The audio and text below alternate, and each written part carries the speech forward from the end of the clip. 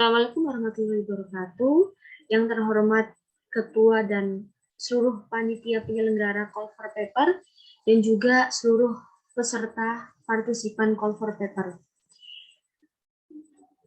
Kita tahu pada awal tahun 2020 hingga 2021 negara sedang dibuat gempar oleh keberadaan suatu virus, yakni virus corona. Penyakitnya adalah COVID-19. Awal mulanya virus tersebut menyerang negara Cina, tepatnya di Wuhan, dan kemudian menyebar ke seluruh dunia. Salah satunya adalah negara Indonesia. Pandemi COVID-19 ini sangat berdampak di berbagai bidang yang mewajibkan dan mengharuskan kita melakukan kegiatan-kegiatan hanya di dalam rumah. Salah satu bidang yang berdampak adalah bidang pendidikan. Untuk lebih jelasnya, saya akan membahas isi dari artikel penelitian yang saya teliti. Sebelum itu, izinkan saya perkenalkan diri terlebih dahulu. Saya Safari Faramida, semester 4, Prodi Pendidikan Bahasa Inggris dari Fakultas Psikologi dan Ilmu Pendidikan Universitas Muhammadiyah Sidoarjo. Let me share screen.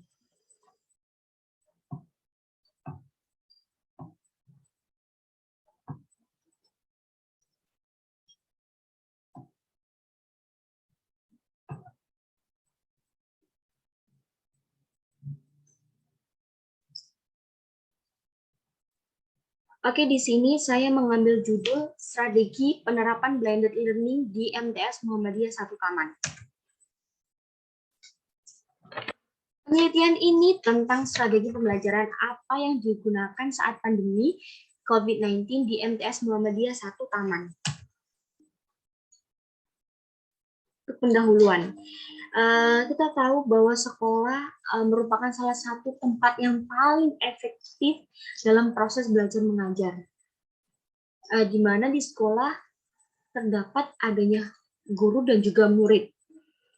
Nah, sekolah ini bertujuan untuk membentuk karakter peserta didik dan juga mengarahkan siswa agar proses pembelajaran dapat belajar dengan semestinya. Apabila bisa dikatakan belajar efektif, maka diperlukannya tenaga pendidik yang dengan setulus hati memberikan ilmunya kepada siswa sesuai dengan kemampuan yang telah dimiliki. Karena kita tahu semakin baik kualitas pendidikan akan semakin baik sekolahnya dan juga akan membentuk seseorang yang berkarakter dan berkualitas.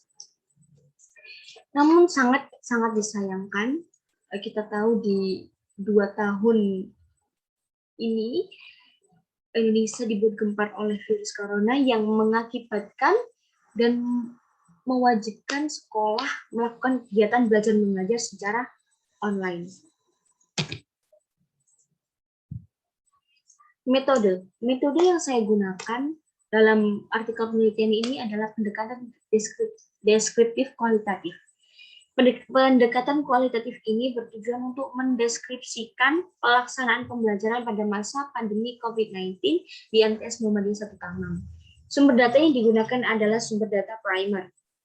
Teknik penelitian yang dilakukan antara lain dengan observasi, wawancara, dan juga dokumentasi.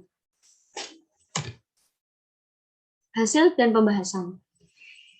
MTS Muhammadiyah 1 Taman ini berdiri pada tahun 1980-an. Sekolah tersebut berada dalam naungan pimpinan cabang Muhammadiyah Sepanjang. Pada mulanya, sekolah MTS Muhammadiyah 1 Taman ini hanya mempunyai 10 siswa. Nah, peristiwa tersebut didengar langsung oleh pimpinan cabang Muhammadiyah 1 Taman, Muhammadiyah Sepanjang, dan beliau akhirnya turun tangan dan akan merelokasikan dari keberadaannya yang di Sambiroto kemudian pindah ke Sepanjang. Namun hal tersebut sangatlah ditentang oleh masyarakat sekitar.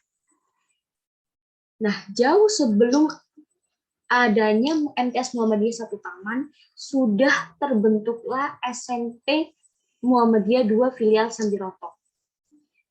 Dengan peristiwa MTS Muhammadiyah 1 Taman tersebut, Pada akhirnya ketua maupun pimpinan SMP Muhammadiyah 2 Filial Sambiroto mendengar dan mengajukan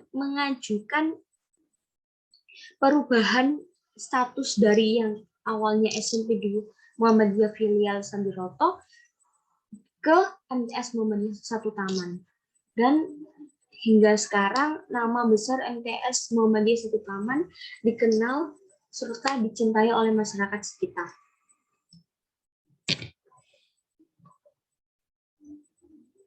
Dari penelitian yang saya lakukan di MTS Muhammadiyah 1 Taman, mereka saat ini menggunakan strategi pembelajaran secara daring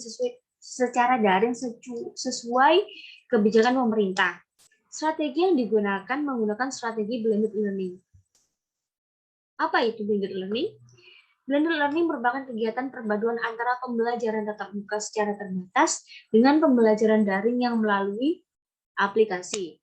Seperti kata Mobs and Weibel-Zahe yang mendefinisikan blended learning sebagai pencampuran antara online dan pertemuan tatap muka or face-to-face meeting dalam satu aktivitas pembelajaran yang terintegrasi.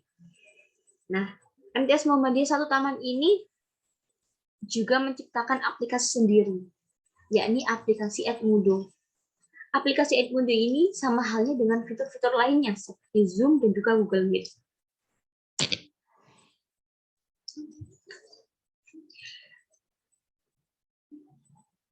Sesuai dengan perkembangan terutama di daerah Sidoarjo yang tahun ini di tahun 2021 sudah bisa dikatakan sebagai zona hijau, maka Kementerian Pendidikan di Sidoarjo mulai melakukan percobaan di berbagai sekolah.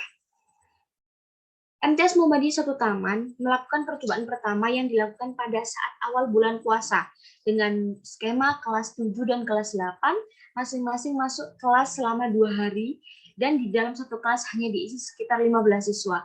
Seperti contoh Senin, Selasa kelas 7 masuk secara tatap muka dan kelas 8 daring.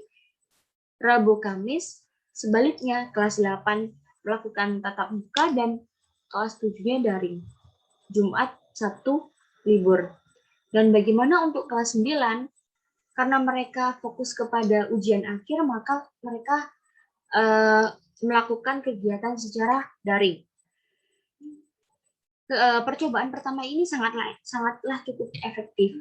Kemudian setelah bermusyawarah oleh beberapa guru, oleh guru-guru di sana, dilakukannya masa percobaan di awal puasa tersebut dengan mengikuti aturan protokol kesehatan, maka akhirnya sekolah memutuskan untuk memberlakukan strategi tersebut dan merombak jadwal sebelumnya. Seperti contoh, pada minggu pertama, kelas 7 mengikuti kegiatan dari Senin sampai Jumat, dan kelas 8 menggunakan belajar secara daring, begitu seterusnya di minggu-minggu selanjutnya, dan terjadi pergantian jadwal tatap muka selama seminggu. Strategi ini sudah berjalan selama 3 minggu, dan menurut pimpinan serta para guru di sana mengatakan bahwa strategi ini cukup efektif di masa pandemi COVID-19 ini. Kesimpulan, strategi pembelajaran yang diterapkan pada masa pandemi COVID-19 di MTS Muhammadiyah 1 Taman menggunakan strategi blended learning. Strategi ini sangatlah efisien karena selain murid bisa melakukan pembelajaran tatap muka dengan guru di dalam kelas, mereka juga bisa mengakses materi yang diberikan secara online dimanapun mereka berada. Ketika murid kurang mengerti, mereka bisa menanyakan dan mendiskusikannya secara langsung di dalam kelas ataupun secara online. Tentunya ini tuh sangat menguntungkan bagi dua pihak, yakni pendidik dan juga siswa, karena pembelajaran yang dilakukan akan sangat nyaman dan lebih efektif.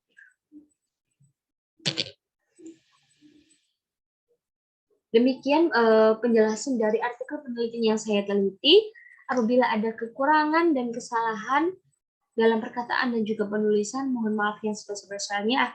Akhirus salam. Wassalamualaikum warahmatullahi wabarakatuh.